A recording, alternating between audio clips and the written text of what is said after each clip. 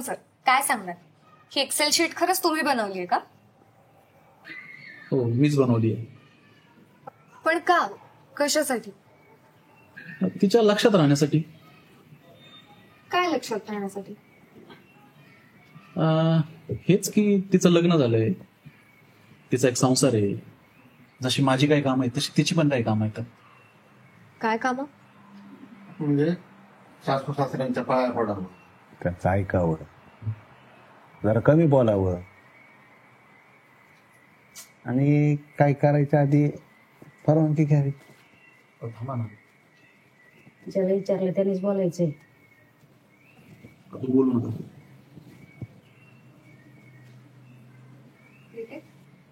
Ready? All set? हा ready. करायचं सुरू? हा येस.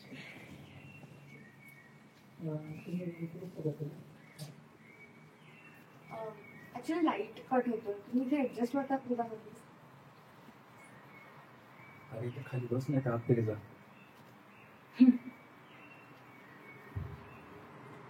पण मग त्यासाठी हे सगळं लिहून द्यायची वेळ येते.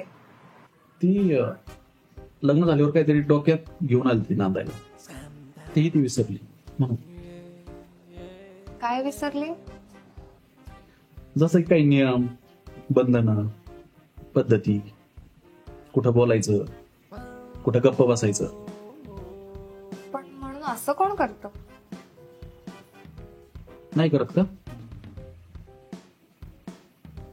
मग त्या बायका शहाण्या असतील,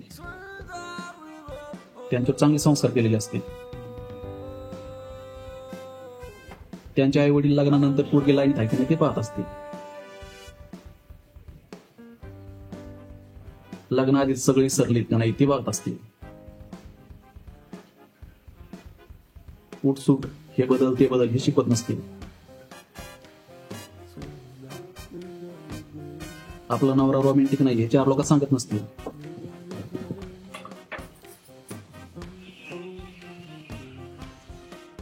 दुसऱ्यांच्या बायका जातात का न सांगता ॲबॉर्शन करायला? जुन्या बॉयफ्रेंडचे मेसेज वाचतात, त्यांना सोडायला येणार प्रत्येक जण त्यांच्या आत्याचा मुलगा असतो, त्यांच्या आत्याला मुलगाच नसतो. असं असतं का?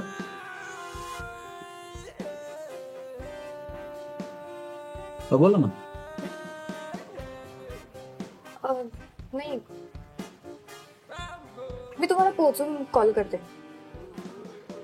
आय गेस आम्हाला थोडा वेळ हवा. मी तुम्हाला आधीच म्हणत होतं, तिला गेंड्याची कातडीची आहे. काय झालं? Give you call back later. ठीक आहे, चालेल. हे डिराच्या लेस लांबून आले दिसते, पुढं साऊथ बीतून आली काय? भिगवणचं राजेंद्र डोंगर गेले नागत. अच्छा, भिगवण चिलाप आहे का? हा शिलाबी. चांगलं आहे. अहो पॅटीस घेऊन जा. नाही, थँक्यू. Next time. हो.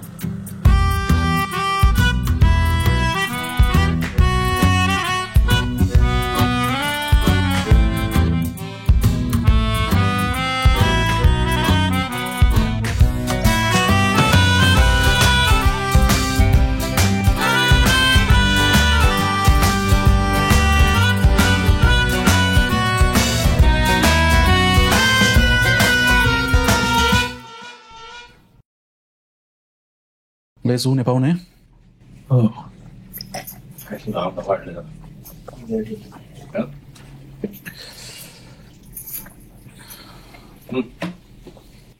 बरोबर.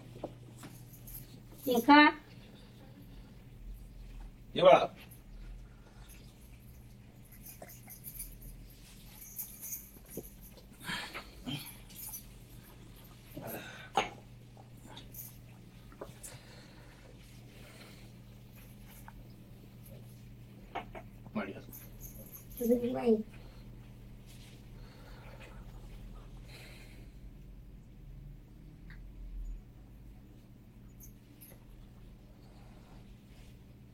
बसा. नाही नाही तुम्ही बसा. अहो बसा राव. नाही तुम्हीच बसा. तुमचा मान आहे. नाही आमचं पोरा सोरांचं काय आहे? जरा शहाणे आता तुम्हीच विचारलं तर. आता आम्हाला काय कळायचं काय बोलायचं ते. ठीक आहे. तुमचं ते असतं ना काय ते अँड्रॉइड डॉल्बी डिजिटल ती तसं आहे. आणि नाव आणि गाव विचारायला कशाला पाहिजे डॉल्बी डिजिटल?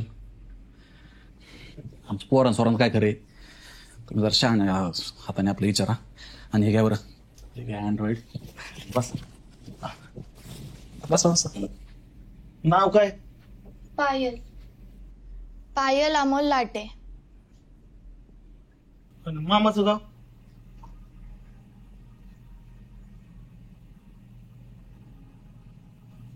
हेच आहे की. होय. हा हेच आहे की आजोळे. आजोळा तिकडे. बरं.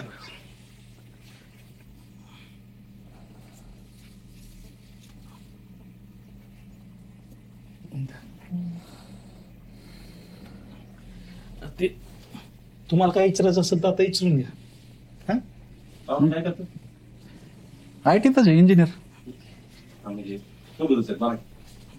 नाही आधी होतो सोबत, आता कंपनी बदलली आता. का पाहायसाठी बदली? नाही पगारासाठी नाही, कामासाठी.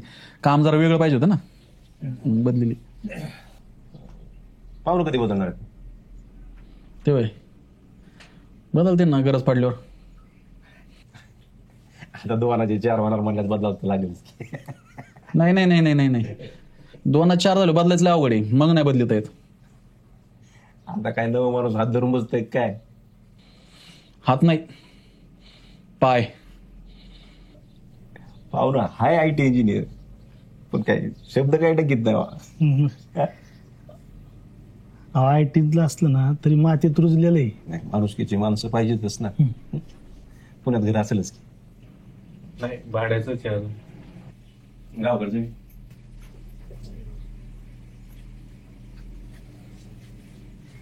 कसं का हो? जमीन कशाला पाहिजे? आता तो पुण्यात राहतोय आता जवळपास 5-10 वर्ष झाली. नाही म्हणजे आता पोरगी जाणार म्हणल्यानंतर जमीन नाही तर पुण्यात घर तरी पाहिजे की नाही? शेती तर नाही राव. तुम्हाला म्हटलं पण नाही.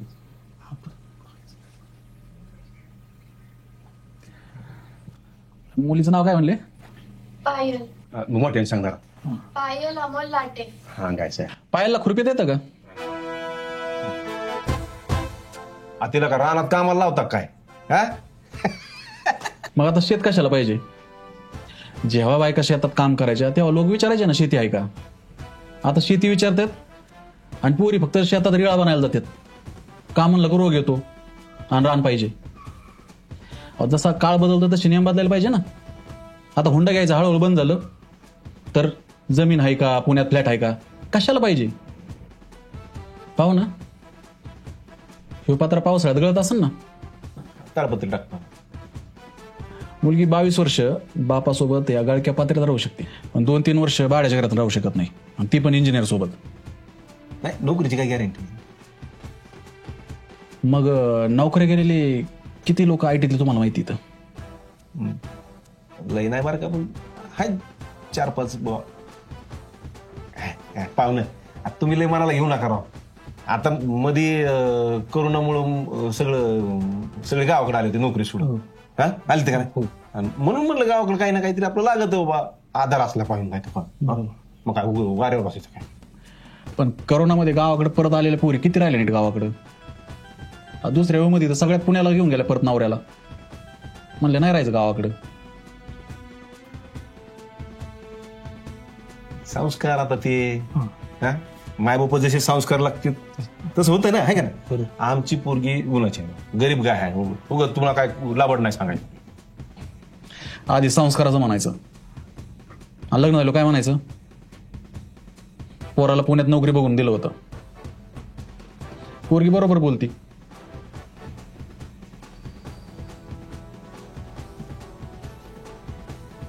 नशिबानं दुसवाट्यावर जुळवून चालली. एक आधीचा डिवोर्स आहे त्या माणसाचा. पहिल्यांदाच बघायचा कार्यक्रम असला तर पोरगी कापून खाल्ली असते आमची. काय ते आज कुठे असते का आपल्याला नाही पटले असते.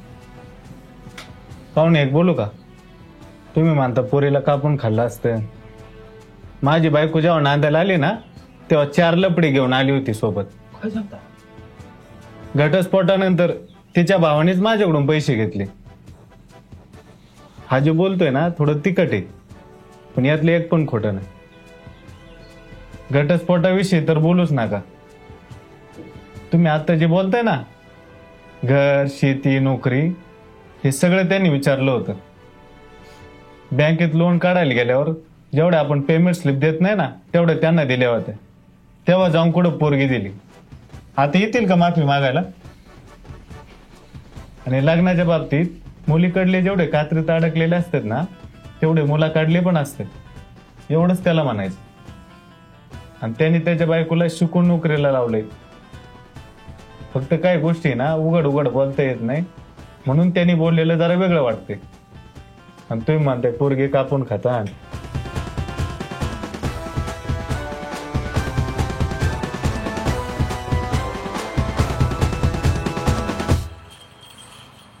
दोन जंबो कराव. पोरगी बघण्याच्या कार्यक्रमातच रडली. इतिहासात आहे ना पहिल्यांदा झाला असेल. लोक हाणतील का आपल्याला? कोणाच्या दम आहे इथं पत्रकार शेपूट घालून बसलेत. ते पत्रकार नाही, ते ब्लॉगर आहेत सगळे. मी काय म्हणतो, तू पोरगी बघायला दुसरं कोणाला तरी घेऊन जात जा ना. मला गप नाही बसवत असे डुप्लिकेट लुक पाहून. अरे लग्न जमायच्या ह्या गोष्टी आहेत ना हे सगळं डुप्लिकेट आहेत. तुला मंगलमारेचं माहित नाही का? तिच्या भावाला सगळं माहिती होतं. त्याच्यामुळे जर हो म्हणायचं असेल तरच हो म्हणायचं, नाहीतर गप बसायचं. तात्या म्हणतात ना 80% गोष्टी बोलायची गरज नसते. तर ह्या ज्या गोष्टी आहेत ना सगळ्या मीटिंग लग्न जमवायच्या ह्या त्या 80% मधल्याच एक आहेत. तरी पण आहे ना दुसरा कोणाला तरी घेऊन जा ना. तुला का नाही यायचं? पण अरे मला नाही गप बसवत. हे बघ, तू गप बस नाहीतर नको बस, पण तुलाच यावं लागेल. मित्राची काय लाज नाही वाटायला लागली मग? आपण बायकोला वाटतील लाज. तुमच्या दोघांचं सोड रे, तुम्ही दोघं चुते येते. आणि मित्राची लाज वाटायला एवढा अप्पलपोटा नाही मी. फक्त एवढंच कर, जिथं मी तुला डोळे दाखवीन ना तिथं तू तुझ्या आई गप घाल. गप आहे घालता आली असती तर देव का त्याने कशाला काढलं असतं कंपनीतून. हा माणूस कितीही चुकीचा असला तरी बोलताना तो खोटा किंवा अपोलोजेटिक तर अजिबातच वाटत नाही. We just need to dive deep into this. पण अजून किती डीप? सी, एक फ्लो असतो, एक सोशल माइंडसेट असतो. लोक वागतात त्याच्या उलट पण बोलतात सगळ्यांसारखेच.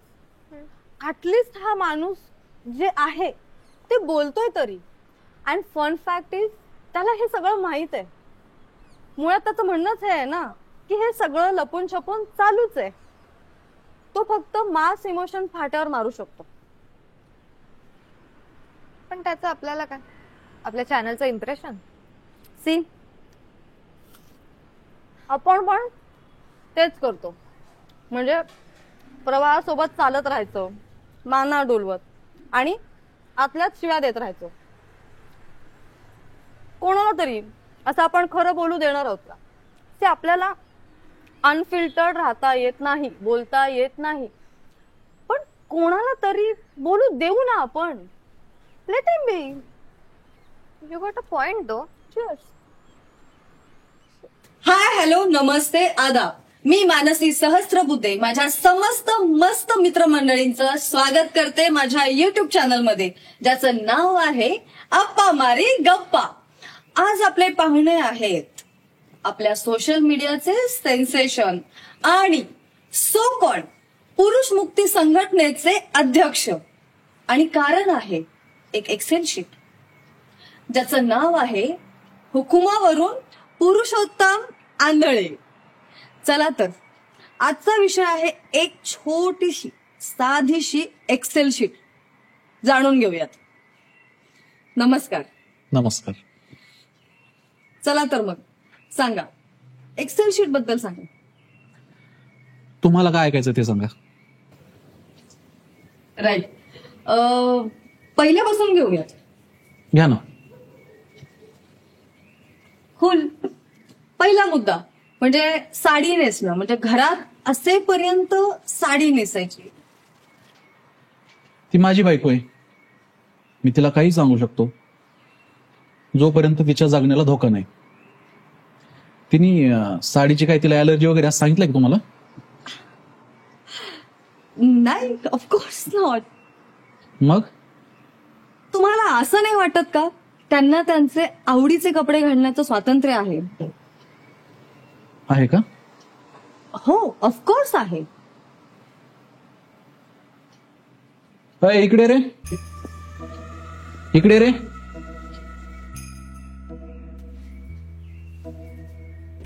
तू लग्नाच्या आधी रोज साडी घालायची ना? पण मला कांदे पोहे द्यायला तर साडीच चालती ना. म्हातारी घालायला सांगितली असं, बरोबर?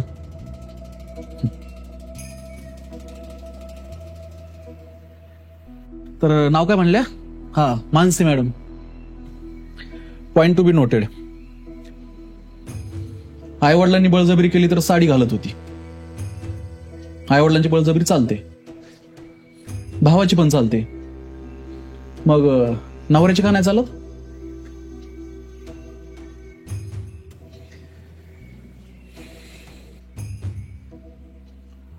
आता तुम्ही म्हणाली परंपरा आहे. हा, राईट. ती भारतीय परंपराच आहे. You are absolutely right. अच्छा, म्हणजे कांदा पोह्याच्या कार्यक्रमात साडी घालणं ही आपली परंपरा आहे. मग लग्न झाल्यानंतर साडी घालणे, कुंकू लावणे हे काय झेकोसले वाक्याच्या परंपरा आहेत का? नाही, ती भारतीय परंपराच आहे. पण बदल नको. मला नको. पण त्यांना हवा असेल तर बदल. मग बापाच्या घरापासून सुरू करायचा ना, कांदा पोह्यापासून. मला अजून एक कळत नाही. तुम्ही म्हणता, म्हणजे सगळेच म्हणतात, परंपरा संपत चालल्यात. पाळल्या तर तुम्ही म्हणता बदल हवा. तुम्ही वटपौर्णिमेला जाता का स्कर्ट घालून? ढोळ जेवणाला जा गाऊन घालून, लग्नाला जा वेस्टर्न घालून. तुम्हाला बदल फक्त नवऱ्यात करायचा आहे ना? आई बापाचं ऐकायचं, मित्रमैत्रिणीचं, डॉक्टरचं, बॉसचं ऐकायचं. बहिणी तर आदर्श तुमच्या. ऐकायचं नाही ते कोणाचं? फक्त नवऱ्याचं. बापाला काय विरोध करायचं म्हणलं तर लगेच नको, बापाचं पिपी वाढन. माझी बायको भरल्या घरात जुन्या बॉयफ्रेंडला मेसेज करते, मला नाही का ब्लड प्रेशर, का माझ्या रक्तात पाणी? आमच्या रक्ताचं नाही का प्रेशर वाढायचं? तिचं शिक्षण मी नाही थांबवलं. विचारा तिला, तिचं शिक्षण कोणी थांबवलं? बरं, एक काम करू, मी तिला घटस्फोट देतोयच ना, करतो मोकळी, घे स्वातंत्र्य. मला तर लय बोलायचंय. 498, पण त्यातल्या खऱ्या किती असतात? हिने भावाच्या हक्क सोडवर आता सही केली, तिथं नाही दिसत का हक्क?